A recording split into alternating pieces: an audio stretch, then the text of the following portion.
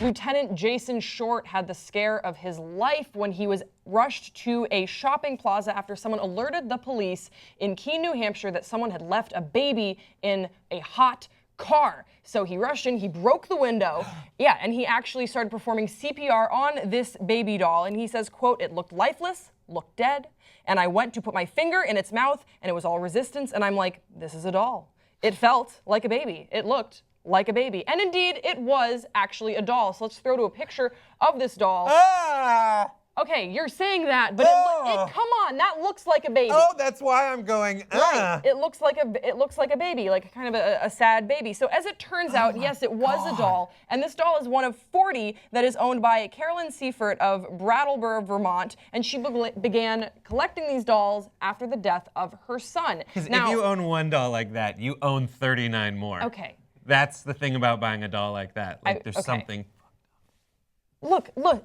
That's what she said. She said that she's been receiving a lot of ridicule following the story and when people found out that she collected these dolls. But she says, quote, "I've been laughed at and embarrassed by all the fuss. You can't know how people choose to deal with their losses in life," okay? And actually, the police department has said they're going to cover the broken window that they did trying to save the baby doll. So it seems like everything worked out okay. But this was This was kind of a weird story. Yeah, I love this story. But I don't want to shame her for how she is choosing to grieve. Yeah. I suggest that someone help her with the grieving process. I mean, fine. I get the dolls that you want if they help you through it. But also, I think bringing it with you and leaving it in the car.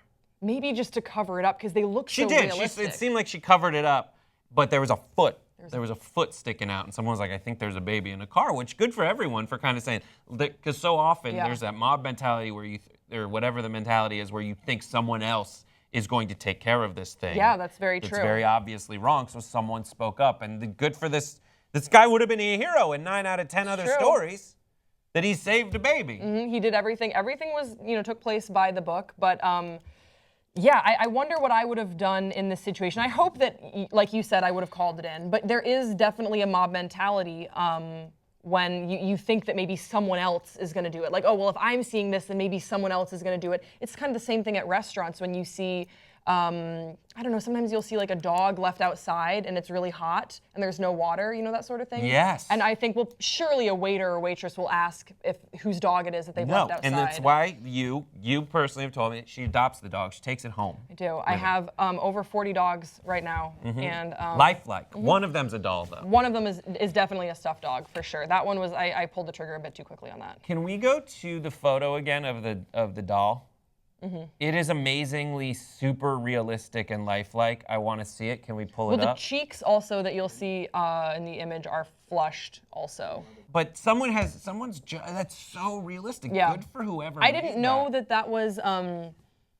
So I didn't know that they made dolls that realistic. How much do you think that thing costs? I don't know. Are you going to find out how much they cost? I'm going to find out. Super realistic baby doll. While you're doing that, I'm going to share a story about one time when I was late for Pop Trigger because I actually had to call Animal Services on a woman who left 2 dogs. I was sitting outside of a Starbucks with my friend, and then we saw this woman, and she had 2 dogs. One of them was probably about 65 pounds. Like, these are a big dog and a little dog. Left them in the back of her car and in a kennel, and then put a blanket over it. It was really hot. This was maybe 4 weeks ago. Oh, and left them and then went up the street to a restaurant. And I had the moment with my friend where we're looking around. We're like, someone else must have seen this. Someone else is going to do it. And so we called the local pet store. We said, we witnessed this thing happen. She's in a restaurant now. It's been at least 20 minutes. Well, we called at 10 minutes, the pet store. We're like, what should we do if she doesn't come back? They're like, wait 15 minutes, and then you need to call 911. So we had to call 911, and it took about, it took probably like a full 30 minutes. As I said, I was late for Pop Trigger when this happened. If you're late and you overslept, you can just say that. You don't have to make up some kind of humanitarian crisis. This happened at like 1 p.m. because it was another day or something like that. Did they save the dog? Well, so then Animal Services came, and then Animal Services, apparently they looked in the car, and there's a way that you can, this particular car kept the air conditioning on while the car was off. I don't know. But we talked with them, and they were like, yeah, it's totally fine.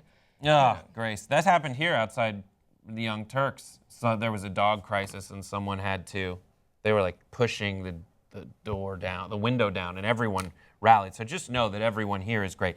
Also, the lifelike doll you can get that I think of the ones I've shopped for online is the most attainable financially is So Truly Real, touch activated. Oh man. I don't even know what that means. So Truly Real, breathing lifelike baby doll for 5 installments of $26 or $130 US. You can buy it now. That's really affordable. It's cheaper than a pair of Jordans. Really creepy. Really creepy how it is. Anyways, that's the end of that story. Yeah, guys, let us know in the comments section below. Have you ever had a situation like this that you've needed to report? What would you have done in this situation? I'm Grace Baldridge. This is Brett Ehrlich. Don't forget to subscribe, and we'll see you next time on Pop Trigger.